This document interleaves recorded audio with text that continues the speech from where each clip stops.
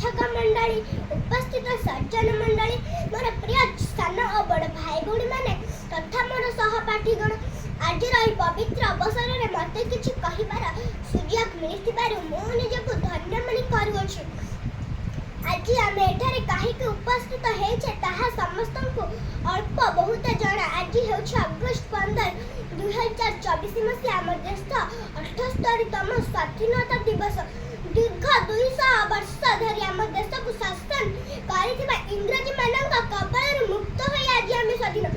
किंतु एही दिन को देखिबा पय हमर वीर स्वाधीनता संग्रामी मानन को बहुत कष्ट सहिबा को पड़ितला। बहुत संग्रामी माने देश पे निजर प्राण बलि दैछंती। सही वीर स्वाधीनता संग्रामी मानन को सम्मान देबा पय प्रतिवर्ष आम एक दिवस को पालन करिथौ।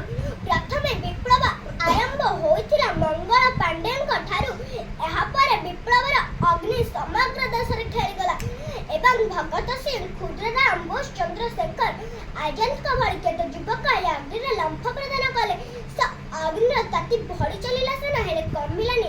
हम प्रिय नेताजी सुभाष चंद्र बोस एवं जातिर पिता महात्मा गांधी ते मुख्य हिसाब रे देशवासी का मन रे स्वाधीनतार अग्नि को उजागर कर चलीले। अग्नि को उजागर कर चलीले। अनेक स्वाधीनता संग्रामी मानकर मध्य लाल बाल पाल सरदार वल्लभ भाई पटेल चाचा नेहरू अन्यतम स्वाधीनता संग्रामी मानकर दृढ़ मनोबल एवं अक्लांत परिश्रम जोगु आम देश स्वाधीनतार स्वाद चाखी पारिला।